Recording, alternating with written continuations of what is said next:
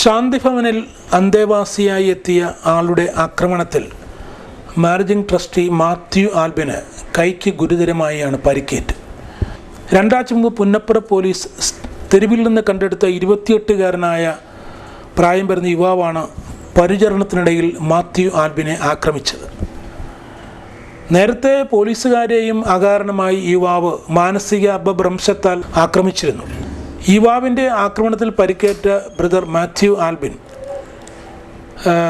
കയ്യിൽ ബാൻഡേജുമായി പൂർണ്ണമായും വിശ്രമ ജീവിതത്തിലാണ്.